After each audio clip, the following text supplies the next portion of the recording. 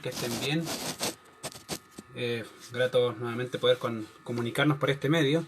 Esperando en el Señor también que el Señor haya bendecido sus vidas en esta semana. He podido conversar con algunos de ustedes y obviamente le doy gracias al Señor porque veo que están bien y que están creciendo también en el conocimiento del Señor. Es algo que sin duda um, nos da gozo, nos da alegría poder saber de sus vidas también. Así que no dejemos de comunicarnos ni dejemos de, obviamente, de estar pendiente el uno del otro. Siempre es importante poder estar comunicados. Así que le doy gracias al Señor por eso. Le doy gracias también por el día viernes, que hubieron algunos que pudieron contactarse ya por el estudio de Romanos. Estamos viendo algún otro medio para poder hacerlo de forma más eficiente, ya que obviamente el tema de la transmisión ha sido un tema, creo que no solo para nosotros. Así que obviamente vamos a ver ese otro medio que podamos ocupar para que no se produzcan tantos problemas de conexión, ¿ya? Lo que sí, obviamente, quería invitar también a los que van a seguir, a los que quieren incorporarse al estudio del libro de Génesis. Hoy a las 6 de la tarde, queridos, estamos estudiando Génesis, así que les comparto, les animo a poder estar también en ese tiempo junto con nosotros. Ya he comentado en otra ocasión que sería solamente una hora, sería básicamente de 6 a 7 de la tarde. Y la idea no es correr por los libros, sino obviamente ir lentamente por ellos, poder examinar de mejor forma lo que estamos queriendo ver, ¿ya? Así que, queridos, eso obviamente es parte de lo que queremos lograr, que el cuerpo del Señor o que la iglesia de Cristo sea edificada con su palabra. Así que obviamente les animamos en el estudio de ello. Así que los que no me han escrito y quieren estar presentes en el estudio, avísenme para poder incorporarlo en el grupo y también poder estar compartiendo también la escritura. Cosa obviamente importante también que tiene que ver con el instituto, querido. Mañana tenemos clases sin ningún problema mañana, así que les pido que podamos estar en contacto. Hoy les subo su video de la clase anterior y mañana tenemos ya la próxima clase, así que obviamente la idea es poder avanzar con eso y estar disponible. Si tiene algún problema avíseme para poder estar ayudándoles con los PowerPoint, ya, y la materia también que tenemos. Así que obviamente los de instituto, ánimo a seguir avanzando con sus lecturas, a seguir avanzando también con los libros que hay que leer, y también con los PowerPoint. Ya se está acercando ya rápidamente julio y ahí se cierra obviamente todo lo que es el panorama del Antiguo Testamento, y ya en agosto empiezan con panorama del Nuevo Testamento con el pastor Antonio. Así que la idea obviamente es poder avanzar con eso. Tres cosas importantes, querido. La idea es estar, como le digo, llamándonos los unos a los otros y obviamente estar preocupados. Si algo que obviamente nos va a ayudar a seguir creciendo es obviamente preocuparnos de los demás. Pero también hay algo importante que obviamente considerar, que tiene que ver netamente con obviamente el estudio de la palabra. Siempre queremos recordarle eso. Queremos recordar que lea, estudie, medite y ponga en práctica la escritura. Es importante para el crecimiento cristiano. Ya no es una opción, es parte del carácter del cristiano poder leer, estudiar, meditar y practicar las escrituras, ¿ya? Así que obviamente queremos recordarle eso. Segundo, ore por los hermanos y los enemigos, ¿ya? Así que esté orando también por los demás. Y tercero, predique el evangelio. Ya, si bien nosotros estamos, o en general, estamos en un momento obviamente de pandemia, el evangelio no está preso, querido, así que obviamente predique el evangelio en cada momento, a tiempo y fuera de tiempo. Es la labor de la iglesia hacerlo y queremos motivarlo a hacerlo, ¿ya? Y obviamente la idea es seguir creciendo. Cosas importantes también que queremos recordar es obviamente el tema de su ofrenda. Si no sabe cómo hacerla llegar por medio electrónico, obviamente puede ir a la iglesia y dejarla ahí. Y también los que ya saben cómo hacerlo, no hay ningún problema, sigan transfiriendo la cuenta que ya tienen, ¿ya? Así que los que no la tienen, por favor avísenos y la vamos a estar publicando también por el grupo de WhatsApp y así poder de alguna u otra forma ayudarles con eso. Los que no saben, como yo les dije, puede ir a dejarla a la iglesia y aprovecha de ver rápidamente al pastor bien de pasada para saber cómo está, ¿ya? Hay que estar orando por los hermanos que tienen complicaciones de salud, sobre todo con familiares que están complicados. Hermano Raúl ayer compartía, su padre está complicado, así que estemos orando por él. También, obviamente, por la hermana Elvira también, que hay que estar orando por la salud de ella, del pastor también, del pastor Antonio, y por Carolina, ya que hay que estar orando, que ella está internada por este momento, obviamente por sus exámenes del tema del cáncer. Hay que estar orando por ella, llamando también para ver cómo están, qué necesitan. Así que, querido, es importante, ¿ya? Así que sin nada más que decir, creo yo, no hay ningún, por lo menos ningún otro aviso, solamente comunicarles que el día viernes nuevamente nos juntamos, el día miércoles, recuerden, nos juntamos en el culto de oración, de adoración al Señor. Obviamente estamos estudiando la carta de tercera de Juan. Próximamente vamos a estar iniciando ya y culminando la carta de tercera de Juan y iniciando obviamente otro estudio. ¿Cuál es? Lo vas a ver pronto, ¿ya? Y queremos motivarla a seguir estudiando las escrituras. Tercero, otra cosa, el día viernes, ya les dije, tenemos nuestro estudio a las 8 de la noche de Romanos, ¿ya? Y el día domingo tenemos obviamente dos cosas importantes, que una es el estudio de las escrituras a esta hora, en este mismo canal, a la misma hora. Así que obviamente le invitamos a todos a querer seguir participando. Y también en la tarde, a las 6 de la tarde, tenemos estudio de Génesis. Ya, harto estudio, harta Biblia, ya que tenemos, creo, más tiempo en casa, así que es bueno aprovechar el tiempo. Sin nada más que decir, vamos obviamente a orar. Vamos a comenzar nuestro estudio de el día de hoy, la soberanía de Dios y la naturaleza. Vamos a orar. Señor, te damos gracias, Padre, por este tiempo. Gracias, Señor, porque tú eres bueno. Y porque en realidad, Señor, si hoy estamos vivos, Señor, si podemos ver nuevamente la manifestación de tu poder, es solamente porque tú nos permites respirar hoy. Te alabamos, Señor, por ello. Y, Señor, gracias por seguir mostrando tu gracia y tu favor, Señor, para con tu iglesia y también para aquellos que no te conocen, Señor. Te pido en esta hora, Dios, que seas tú hablando y aplicando tu palabra a nuestros corazones. Y gracias porque descansamos, Señor, en tus promesas y en tu persona. Señor, no hay Dios como nuestro Dios. Y te alabamos, Señor, por eso. Te pido, Señor, aplica tu palabra al corazón de tu pueblo. Y, Señor, permítenos disfrutar de tu bella y hermosa palabra. En Cristo Jesús oramos. Amén. Ok. La soberanía de Dios y la naturaleza. Creo que es un tema interesante. Como ya hemos mencionado anteriormente, estamos tomando temas que tienen que ver con la soberanía de Dios en términos general. Fue la primera predicación que se habló, pero hemos estado hablando también de la soberanía de Dios y el gobierno humano. Hemos hablado también de la soberanía de Dios y el bien y el mal, que son un tema interesante. Y hoy nos toca ver la soberanía de Dios y obviamente esa soberanía aplicada en la naturaleza. Ahora, como ya hemos visto obviamente en el transcurso de las semanas, ya que es necesario obviamente recordar qué significa soberanía y cuando eso va aplicado en el carácter de Dios. Ahora, cuando hablamos de Dios, de que Dios es soberano, estamos diciendo en realidad de que Dios está por encima, querido, de todas las cosas y seres, que tiene la calidad de soberano y que suyo es el derecho, la cualidad o el poder. Él es la excelencia máxima de autoridad, la alteza suprema y absoluta que es ejercida básicamente sobre todo y todos de acuerdo a su libre consejo y designio, y que por medio de él hay existencia y vida, siendo el mismo la vida y el ser. En otras palabras, de una forma muy sencilla, él es el dueño absoluto de todas las cosas existentes, visibles e invisibles.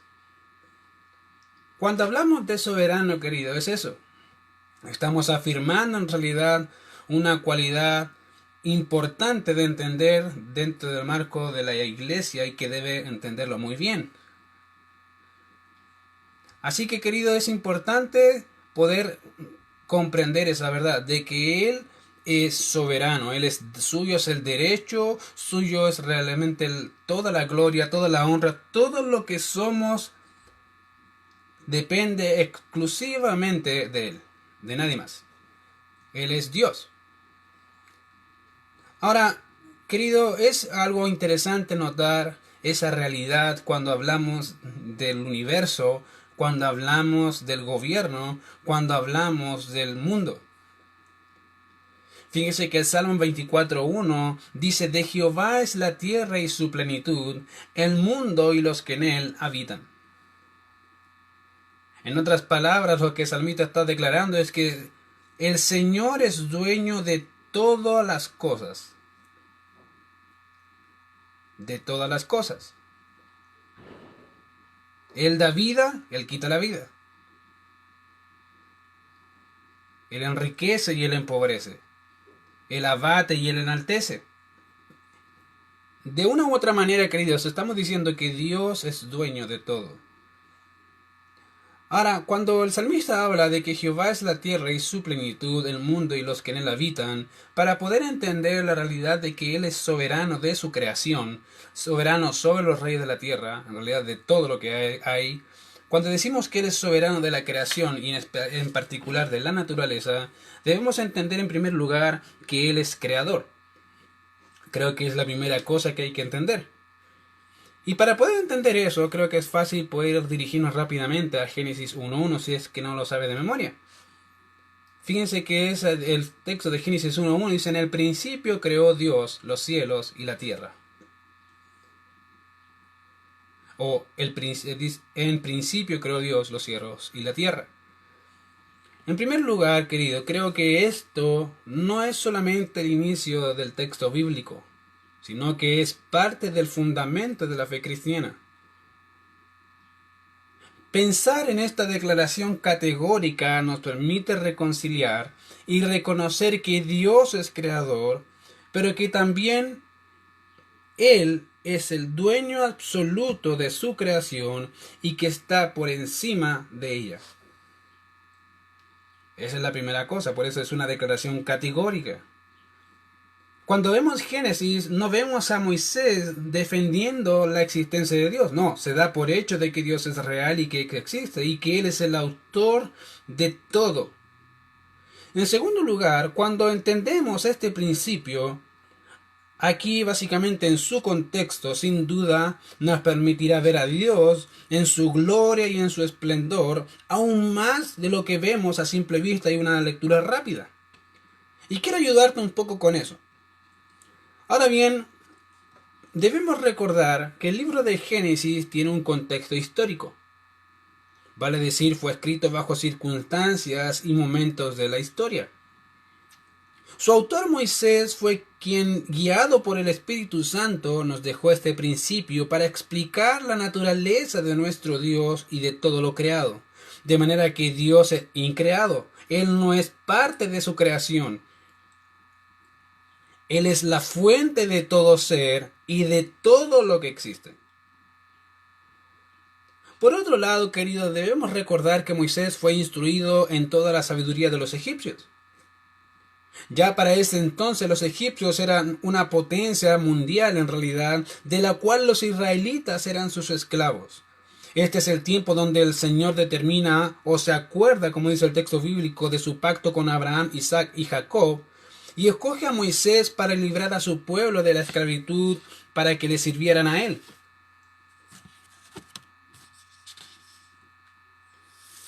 Es en este contexto cuando aparecen los 10 acontecimientos que muchos de nosotros conocemos como las 10 plagas hacia Egipto. Ahora bien, cuando vemos los acontecimientos, queridos, bajo la perspectiva hecha de la lucha que normalmente se enfrenta entre las naciones, algo interesante que debes entender es que cuando la nación o una nación o un pueblo luchaba con otro pueblo, no solamente luchaban las naciones, sino que sus deidades luchaban. En otras palabras, era ¿qué Dios es más poderoso? Y eso es lo mismo que se aplica acá. Cuando vemos los acontecimientos bajo la perspectiva de la lucha entre los dioses de Egipto y el Dios de los hebreos, veremos que cada uno de los principales dioses de Egipto fueron derrotados por el Dios hebreo. Un ejemplo de ellos, en la primera plaga, el Adonai, el Todopoderoso, derrotó a Hapi, divino poder del Nilo, a Nun, guardián del Nilo, y a Osiris, quien era asociado al desbordamiento del Nilo, demostrando su superioridad. ¿Cuál fue la primera plaga? Bueno, convertir el agua en sangre. ¿Se acuerdan? Vemos ahí en realidad que Dios de los hebreos sobrepasó a los dioses de Egipto. En la segunda plaga, que era la de ranas, el Dios de los hebreos mostró ser poderoso en contra de la deidad egipcia Nut, quien era la diosa que era representada básicamente como una rana o como una mujer con la cabeza de una rana, quien no pudo hacer nada en contra del Dios de los hebreos. Y así podríamos continuar derrotando a los dioses de los egipcios y cómo Dios, manifestando su gracia a favor del pueblo de Israel, los libertó, no solamente de la divinidad, sino de la nación. Del Dios que los oprimía en este caso, que era Faraón. Él también era considerado casi parte de la deidad. En ese punto, querido, entienda lo siguiente, es Dios mostrando favor para cumplir el pacto hecho hacia aquellos que él había anunciado, Abraham, Isaac y Jacob. Ningún Dios puede hacer algo contra nuestro Dios. Los dioses de las naciones son oro y plata, mas nuestro Dios permanece para siempre, querido. De manera que cada una de las deidades egipcias fueron derrotadas por el Dios hebreo. Aún después de la salida de Egipto, vemos a Dios obrando a favor de su pueblo. Vemos cómo separó el mar para que pasaran en seco. Vemos cómo les sacó agua de la peña y cómo cambió el Señor el sabor amargo de Mara en agua dulce. Vemos obviamente cómo Dios les da alimento, cómo Dios los sustenta a pesar de las dificultades en el desierto, de manera que el pueblo puede decir: Jehová es nuestro Dios, Jehová está a favor de su pueblo, Jehová nos redimió. Ahora bien, querido, notemos algo en todo esto, y es lo siguiente. Cada una de las deidades egipcias son imágenes, creaciones humanas, o representaciones de las cosas creadas. Es así que cuando vemos, ejemplo, el Salmo 135, 6 y 7, podemos regocijarnos juntamente con el salmista cuando dice: todo lo que Jehová quiere lo hace, en los cielos y en la tierra, en los mares y en todos los abismos, hace subir las nubes de los extremos de la tierra, hace los relámpagos para la lluvia, saca de sus depósitos los vientos. Él es quien hace morir a los primogénitos de Egipto, desde el hombre hasta la bestia. Envió señales y prodigios en medio de ti, oh Egipto, contra Faraón y contra todos sus siervos.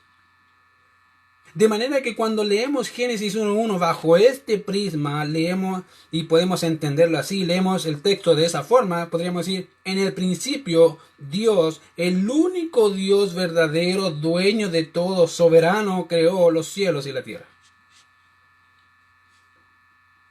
Fue Él quien hizo eso. No hay ningún Dios acompañándolo. Él es el único creador de todo. Podemos decir, querido, que Dios es soberano.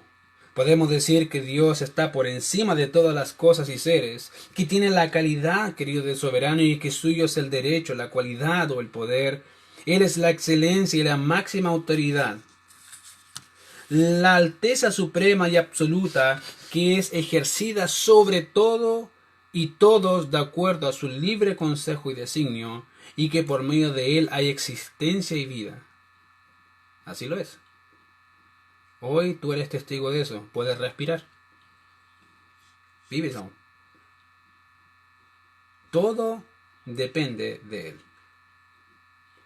Ahora fijemos nuestra atención en el texto, en Génesis 1:1, porque obviamente si decimos que Dios es soberano, estamos diciendo al mismo tiempo que Dios es el creador. Y el texto en Génesis 1:1 dice: en el principio creó Dios los cielos y la tierra.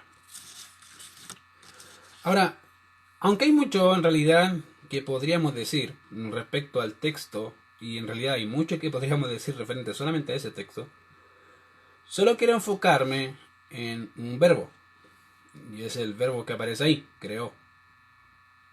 Solamente ahí me quiero enfocar y ayudarles con eso. En el principio creó Dios los cielos y la tierra. Ahora, la palabra que se utiliza acá para creó en hebreo es bara y en griego básicamente es epoesen. Esa es la palabra. Epoiesen. Ahora, esta palabra solo en el capítulo 1 aparece 2 veces más. La encontramos en el versículo 21 cuando dice y creó los grandes monstruos marinos. Y la encontramos en el verso 27 cuando dice que crea al hombre. Las 2 veces donde aparecen solamente en el capítulo 1 y creó Dios los cielos y la tierra. Después vemos y creó Dios los grandes monstruos marinos. Y después vemos y creó Dios al hombre a su imagen, a imagen de Dios los creó, varón y hembra los creó. Ahora bien, el verbo bara, que es la palabra hebrea, tiene básicamente como sujeto y es aplicable siempre en el texto bíblico solo y exclusivamente a Dios. Solo a Él. De esta manera el verbo expresa la creación de la nada, o se le llama la creación de ex nihilo, o de la no existencia de la materia o seres. De manera que Dios crea donde no había algo creado. De esto se deduce que Dios es increado. Eso es lo que vemos básicamente en el texto. Ejemplo en Isaías 42:5 cuando dice, así dice Jehová Dios, creador de los cielos y el que los despliega, el que extiende la tierra y sus productos, el que da aliento al pueblo que mora sobre ella y espíritu a los que por ella andan. En otras palabras, se dice, así dice no solamente Jehová, el autoexistente, el soberano, sino también el creador absoluto de todo. O como Isaías dice en el capítulo 45, verso 18, porque así dijo Jehová, que creó los cielos, Él es Dios el que formó la tierra, el que la hizo y la compuso, no la creó en vano para que fuese habitada, la creó. Yo soy Jehová y no hay otro. No hay más que nuestro Dios, el único Dios verdadero. Y esa es la realidad. Él es creador. Dios es el autor de todo lo creado, de manera que su creación no solo es un acto creativo de la mente del Todopoderoso, sino que es un medio por el cual Él muestra su gloria. Eso vemos en Salmos 19:1. Los cielos cuentan, declaran, manifiestan la gloria de Dios. Y el firmamento anuncia la obra de sus manos. Sino que también eso, la creación nos permite ver las cosas invisibles del Señor, su eterno poder y divinidad y deidad. Eso dice Romanos 1:20. Porque las cosas invisibles de Él se hacen claramente visibles desde la fundación del mundo, siendo entendidas por medio de las cosas hechas, de modo que no tienen excusa.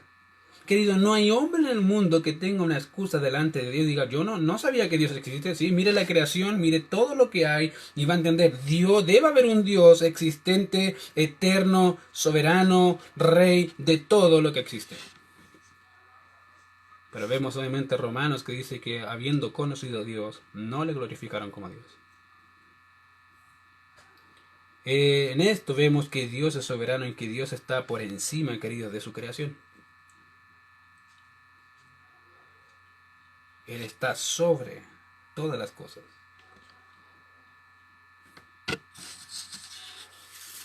Por eso decimos que Dios es creador. En segundo lugar, para entender que Dios es soberano sobre su naturaleza, no solamente vemos que Dios es creador de ella, sino que también Dios manda. Dios le manda. Una de las preguntas que nacen al momento de entender que Dios es creador de todo lo invisible y lo visible, excepto obviamente su propio ser y su persona, es ¿cuál es el medio que ocupó para dicha creación? ¿Cómo lo hizo? Creo que es una pregunta necesaria y obvia para todo aquel que crea algo. ¿Cómo hizo eso? Cuando uno ve una obra maestra tan maravillosa, uno dice, ¿cómo lo hizo? ¿Qué materiales ocupó? Y uno se maravilla al ver la majestad o la hermosura de lo que está mirando. Bueno, la pregunta obvia al ver toda la creación es decir, ¿cómo Dios hizo eso? ¿Cuál fue el medio? ¿Qué cosas ocupó? Y voy a ayudarte con eso. Y esa es la pregunta que quiero contestar. Si continuamos con la lectura, podremos ver el medio particularmente en el verso 3, en el inicio del texto de Génesis. En el principio creó Dios los cielos y la tierra estaba desordenada y vacía, y las tinieblas estaban sobre la faz del abismo, y el Espíritu de Dios estaba sobre la faz de las aguas. Y después dice, y dijo Dios. Dios habló. Ahora, esa expresión se encuentra a lo largo de todo el capítulo 1. En los versos, por ejemplo, en el verso 3, en el verso 6, en el 9, en el 11, en el 14, en el 20, en el 24, en el 26, en el 28, estableciendo una orden, un mandamiento para el hombre, y en el verso 29. De manera que podríamos decir, básicamente lo que dice el autor a los hebreos, por fe entendemos haber sido constituido el universo por la palabra de Dios, de modo que lo que se ve fue hecho de lo que no se veía, de manera que el medio del producto creativo fue su palabra. Y dijo Dios. Dios habló. Dios mandó y fue hecho. Salmo 33, 8 y 9 nos dicen nuevamente esa verdad. Tema a Jehová toda la tierra, teman delante de él todos los habitantes del mundo, porque él dijo y fue hecho. Él mandó y existió, querido. No hay cosa que Dios no mande y que no se haga. Se va a hacer. Lo vemos desde Génesis. Vemos cómo Dios manda la creación y ella responde en obediencia a quien que lo gobierna. La creación, querido, que está a nuestro alrededor, no es que son simples cualidades o casualidad que pasó o no pasó ciertas cosas, querido. No hay cosa en el mundo que pase sin que Dios no lo sepa o lo permita. O lo quiera hacer. Todo lo que pasa en el mundo, en la naturaleza, es obra de Dios.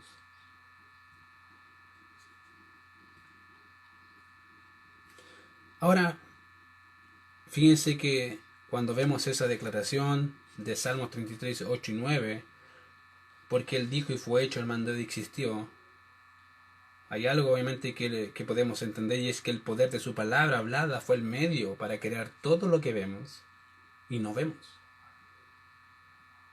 Job dice que se regocijaban todos los hijos de Dios cuando el Señor estaba creando.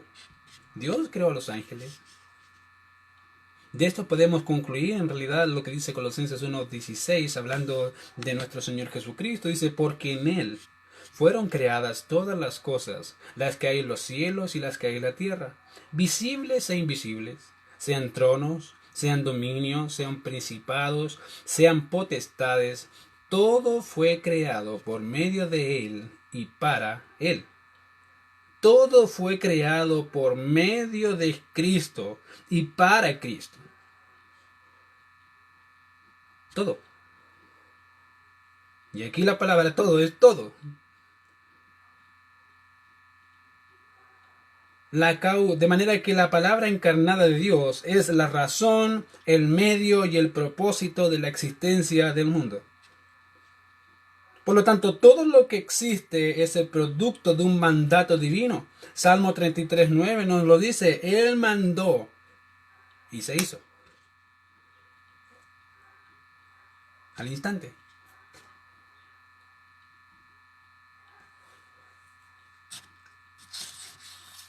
Ahora, la palabra mandó es en esencia, o se refiere en esencia a una comunicación oral por medio del cual un superior manda a un subalterno, lo cual expresa básicamente el contenido de una manera activa de lo que se dice. En el caso de nuestro Dios no solamente tiene una forma activa, sino todopoderosa, al decir, sea la luz, sea la expansión, sea las lumbreras, etcétera, etcétera, etcétera. Dios dice que se haga, que venga la existencia, que venga la existencia, que venga la existencia, y todas las cosas van sucediendo. La luz no existía, Dios la llamó a que existiera. La expansión no existía, Dios dice, sea la expansión y se hizo la expansión. Todas las cosas que hay, querido, fue y obra de Dios. Y Dios manda y las cosas se hacen. Dios manda la creación y ésta obedece. Y eso es básicamente lo que vemos hoy, la manifestación visible de su mandato invisible. Ahora, quiero ponerles un ejemplo muy gráfico con respecto a eso, para que entendamos que no solamente Dios es creador, sino que Él manda su creación y manifestando que Él es dueño de esa creación y que Él hace lo que quiere conforme a su voluntad. Las Escrituras nos ponen durante básicamente el ministerio del Señor Jesucristo. Lo podemos ver cuando sana personas, podemos ver básicamente sacando demonios. Pero una de las cosas que más y más vemos en los evangelios es la sensibilidad de sus discípulos. Particularmente creo que todo lo que él hizo tenía que ver netamente con sus discípulos, enseñarles a ellos. De manera que cuando llegamos a la parábola del sembrador, y habiendo despedido a la multitud, dijo a sus discípulos, pasemos a ese acontecimiento en el mar. Eso es lo que encontramos en Lucas capítulo 8, verso 22 y obviamente sus paralelos Mateo 8, 23 y Marcos 4, 35 hacia adelante. Y el texto nos dice obviamente que habiendo despedido a la multitud y habiendo subido al arca, dice, mientras navegaban él se durmió. Y se desencadenó una tempestad de viento en el lago. Y se anegaban y peligraban, y vinieron a él y les despertaron diciendo, Maestro, Maestro, que perecemos. Despertando él, reprendió al viento y a las olas, y cesaron, y se hizo bonanza. Y les dijo, y atemorizados, y les dijo, hombres de poca fe. Y atemorizados se maravillaban y se decían unos a otros, ¿quién es este que aún los vientos y a las aguas manda y le obedecen? Qué formidable, ¿no? Ver y reconocer que Dios es dueño de todo. Dice, ¿quién es este? ¿Quién es este hombre? Que en el momento en que Él manda a las cosas que ningún otro hombre puede mandar para que se haga su voluntad. Pero este hombre manda a los vientos y al mar y ellos le obedecen al instante. ¿Quién es? Querido, ese es nuestro Dios. Ese es Dios. Y es algo que debes entender. Dios manda a su creación. Y es algo que debemos comprenderlas. Él no permite que una hoja caiga de un árbol si Él no lo permite. Querido, no hay nada en el mundo, hablando de la creación, que Dios deje al azar. No. Él es soberano. Y es algo que debemos comprender. Tercero, y Dios no solamente es creador, Dios no solamente Él manda su creación, sino que Dios la prepara. Ahora quiero que veamos una cosa más con respecto a este tema de la soberanía de Dios y la naturaleza. Para ello tenemos que volvernos a Jonás. Está dentro de las páginas generalmente pegadas de la Biblia, donde casi nadie lee, los profetas menores, ahí está, si está entre medio difícil de encontrar, generalmente está porque está pegado. Entonces la idea es que lo busque por ahí, las páginas pegadas de la Biblia, Jonás, el libro de Jonás. Abdías, Joel, Jonás. O Abdías, Jonás, Miqueas, perdón. Ahí está, Abdías, Jonás, Miqueas. Ahora, hombre obviamente sin igual, pero también interesante ver su vida y su ministerio. Básicamente en él vemos cómo Dios obra en su creación para dar y hacer lo que él necesita que el hombre haga. En el inicio del libro vemos obviamente el mandato de Dios hacia Jonás cuando dice, vino palabra de Jehová a Jonás, hijo de Amitai, diciendo, levántate y ve a Nínive, aquella gran ciudad, y pregona contra ella porque ha subido su maldad delante de mí. En otras palabras, Dios manda a este hombre Jonás, dice, ok, Jonás, necesito que vayas a Nínive a pregonar, a proclamar que viene la destrucción sobre los ninivitas. sobre los enemigos de Israel. Y como todos sabemos, la canción dice, y las escrituras también, Jonás no le hizo caso a la palabra de Dios. Bueno, al ver eso, vemos también lo que pasó después, que se rebeló no solamente en contra de lo que el Señor dijo, sino que Dios Todopoderoso empezó a mover las piezas para encajar el corazón de Jonás a la voluntad de Dios. Mire cómo lo hizo. Capítulo 4 del verso 4 del capítulo 1 nos dice lo siguiente: pero Jehová hizo levantar un gran viento en el mar, y hubo en el mar una tempestad tan grande que pensó que se partía la nave. ¿Cómo? ¿Dios mandó al mar para que hubiera tempestad? Sí. De aquí tenemos el primer acto en que Dios obró en su creación para llevar el corazón de Jonás a hacer lo que tenía que hacer. En el verso 17 del capítulo 1 vuelve a decir, y levantó un gran viento. Y en el verso 17 se nos dice, pero Jehová tenía preparado un gran pez que tragase a Jonás. Jonás no quería obedecer, no quería hacer la voluntad de Dios, y dice, ok, voy a preparar un pez, de hecho lo tenía, y obviamente la idea era que se lo tragara. Todos sabemos la historia, que obviamente después Jonás en el capítulo 2 ora al Señor, se arrepiente y dice, Señor, he pecado, he hecho lo malo, acuérdate de mí, sálvame, y él es salvado, y Dios manda al pez que lo vomite, y pasó exactamente eso. Ya en el capítulo 3 vemos cómo Jonás va por la ciudad pregonando literalmente que el pueblo se había destruido. La ciudad tenía 3 días de camino, era grande en extremo, y en realidad él caminó 1. En realidad Jonás no quería ir para allá, no tenía ganas, no quería hacer eso. Lo único que él esperaba es que Dios los condenara, que Dios los juzgara por la maldad de sus vidas,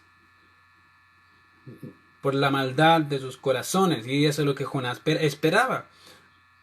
Todo el capítulo 3 va a ver cómo él entiende eso, y también recuerda que Dios es misericordioso, cosa que él no quería decir. Dios es misericordioso y yo sé que los va a salvar si se arrepienten. Y eso es exactamente, Dios los va a perdonar y los perdona porque se arrepienten a la predicación de Jonás.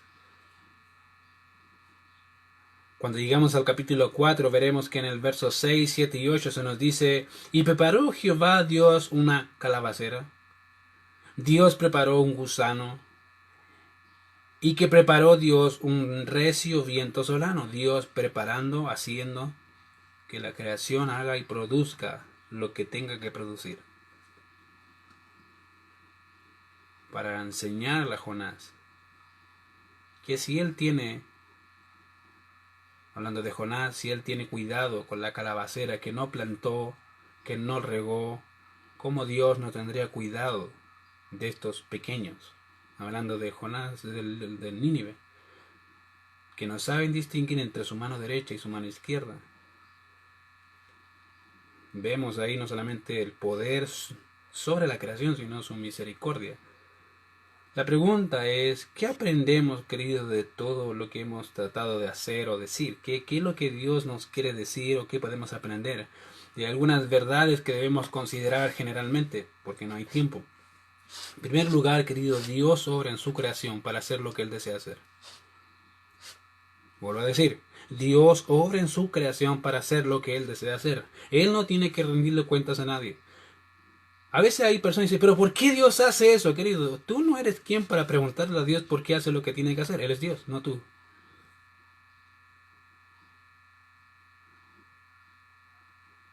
Lo que sí debemos saber es qué dicen las Escrituras sobre las cosas que pasan en la creación. Eso sí, podríamos contestarlo. Pero no podemos tener la respuesta de todo lo que Dios hace, porque Dios es dueño y libre de hacer con lo suyo lo que Él quiere.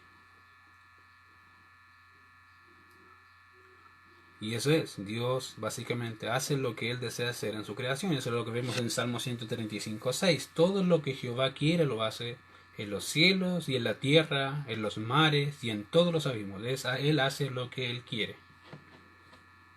Y punto.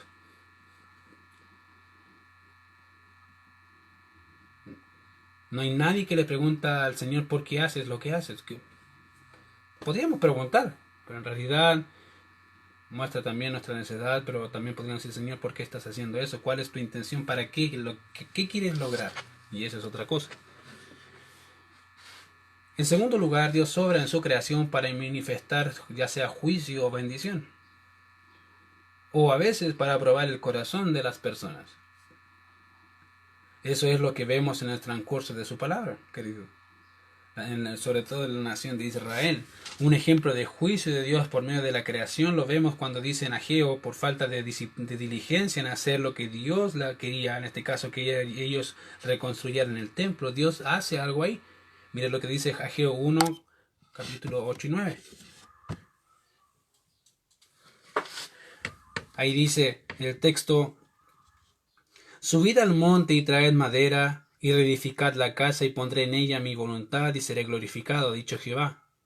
Buscáis mucho y halláis poco, y encerráis en casa, y yo lo disiparé por un soplo. ¿Por qué? Dice Jehová de los ejércitos: por cuanto mi casa está desierta, y cada uno de vosotros corre a su propia casa.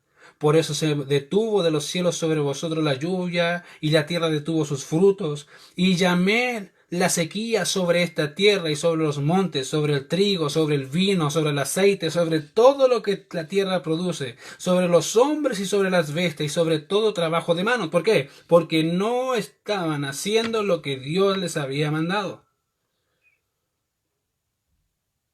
Querido, esa es una forma de juicio de Dios. Y no solamente creo que pasa en realidad con Israel, sino incluso con la iglesia. Dios ha mandado a la iglesia a ser pilar de la verdad, a ser luz en este mundo, sal en esta tierra. Pero más y más veo que la iglesia, en vez de hacer lo que tiene que hacer, hace todo lo contrario. Se comporta como el mundo, quiere adoptar cosas del mundo, quiere parecerse más al mundo que parecerse a su Señor, querido. Eso es el craso error de la iglesia. Más y más iglesias, si es que se les puede llamar así, parecen festivales mundanos que cristianos. Y es la cruda realidad de la iglesia contemporánea. Querido, si hay algo que debes entender, es que Dios hace juicios y muchas veces ocupa su creación para hacerlos. No podemos ignorarlo, pero también Dios bendice y a veces Dios prueba con ella, produciendo y generando más ingresos para ver a dónde está el corazón de aquellos que le sirven. Y Dios lo hace. Tercero, todo lo que Dios hace, querido, lo hace para su gloria. Todo. No hay nada en el mundo que Dios no haga para su gloria. Dios todo lo hace para su gloria, para que la gente al verlo a Él, lo glorifique, al ver las cosas, lo glorifiquen a Él. Las escrituras dicen que aún en el juicio, en los juicios de Dios, los hombres aprenden rectitud. ¿Cómo vivir una forma recta delante de Dios? Aún así, ellos con medio del juicio, los hombres aprenden eso, querido. Si hay algo que a veces pasa en la creación, es producto de lo que Dios ha querido hacer para enseñarnos algo. En el caso del Señor Jesucristo le dijo: hombres de poca fe, ¿por qué dudasteis? La pregunta es: ¿qué está diciendo hoy Dios con su creación? Creo que te va a ser más fácil distinguir ahora juicio, bendición o prueba. Buena pregunta. Podríamos casi decir unánimemente juicio de Dios. Un preámbulo a lo que será lo porvenir en este mundo. Querido, no dejemos de hacer lo que Dios nos manda hacer. Es parte de su voluntad. Id y predicar el Evangelio a toda criatura. Y hacer las cosas que Él quiere que hagamos. predicar la verdad, hacer su voluntad. Querido, esa es la voluntad de Dios. No dejemos de hacer lo que Dios nos manda hacer. Dios ha manifestado juicio probablemente muchas veces, de muchas formas,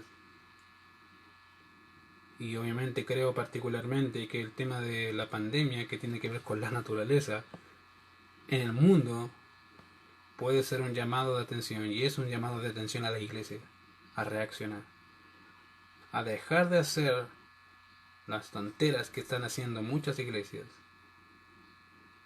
para volverse a su Señor. Y en medio de eso, que la iglesia refleje su carácter, el carácter de Cristo al mundo, para que al ver las obras, las cuales Dios preparó de antemano, lo glorifiquen a Él. Querido, que ese sea nuestro deseo. Que ese sea nuestra forma de vivir. Vivir solo para la gloria del Señor. Vamos a orar. Bendito Señor, te damos gracias por este tiempo. Gracias por tu cuidado. Y gracias, Señor, porque no hay cosa en el mundo que suceda sin que tú no lo sepas. Señor, ni se haga sin que tú no lo permitas. Te alabamos, Señor, porque tú haces lo que quieres en los cielos y en la tierra. Y, Señor, si hemos fracasado, si hemos pecado no haciendo lo que tú quieres que hagamos como iglesia, Señor, perdónanos. Ayúdanos, Señor, a ver, no con nuestros ojos, sino con los tuyos, Señor. A poder hacer tu voluntad, porque esas cosas quieres.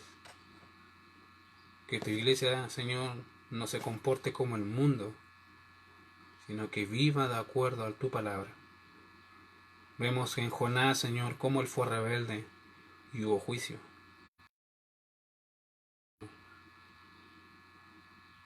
Y aunque haya juicio, permítenos participar de tu santidad por medio de la disciplina. Corrige, vuelve nuestros corazones hacia ti y ayúdanos, Señor, a ser una iglesia santa como tú quieres que seamos. Te alabamos, Señor, por todo lo que tú haces y por tus misericordias, Señor, que son fieles y verdaderas. En Cristo Jesús oramos. Amén. Ok, queridos, sin nada más que decir, solo animarles a desafiarles a seguir creciendo. Siga leyendo su Biblia, siga estudiando las Escrituras, es nuestro deseo. Así que solo con eso terminar y animar este día. Hoy día a las 6 de la tarde nos juntamos para los que quieren Génesis. Y justo vamos a hablar que Dios creó los grandes monstruos marinos. ¿Quiénes son? Así que si quieres saber la respuesta, Génesis hoy día a las 6. Ya, así que sin nada más que decir, solamente de recordarle obviamente el tema de sus ofrendas, el tema de llamarse el uno al otro, estar comprometido con la iglesia como cuerpo, obviamente el uno con el otro, esa es la idea. Ya, así que sin nada más que decir, que el Señor les bendiga, nos estamos viendo en una próxima ocasión. Ya, hasta luego, que el Señor les bendiga.